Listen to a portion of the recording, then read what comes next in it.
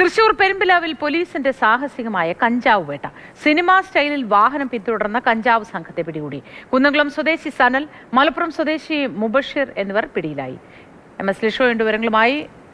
ലിഷോയ്, എങ്ങനെയായിരുന്നു ഈ വേട്ട നടത്തിയത്?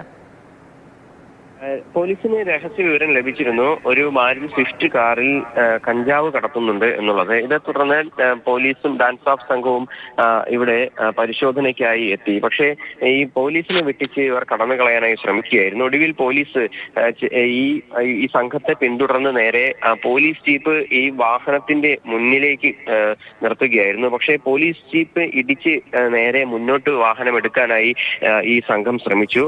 അതിനുശേഷം പക്ഷേ ആ ശ്രമം വിഫലമായി. പുറത്തിറങ്ങിയ സംഘം പോലീസുകാർക്ക് നേരെ ആക്രമണം നടത്തുകയും ചെയ്തു. പക്ഷേ ഈ 2 പേരാണ് ഈ വാഹനത്തിലുണ്ടായിരുന്നത്. അവർക്ക് അധിക നേരം ചെറുത്തു നിൽക്കാൻ കഴിഞ്ഞില്ല. പോലീസുകാർ അവരെ കീഴ്പ്പെടുത്തുകയും ചെയ്തു. ഒരു സംഘട്ടനത്തിന് ശേഷമാണ് ഇവരെ കീഴ്പ്പെടുത്താനായി കഴിഞ്ഞത്.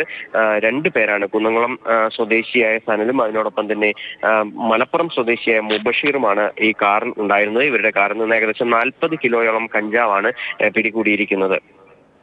ശരി, MS ലിഷോയാണ് വിശദാംശങ്ങൾ പങ്കുവച്ചത്. സിനിമാ സ്റ്റൈൽ ചേസിംഗ് ഒക്കെ നടത്തിയാണ് ഇവരെ പിടികൂടിയത്.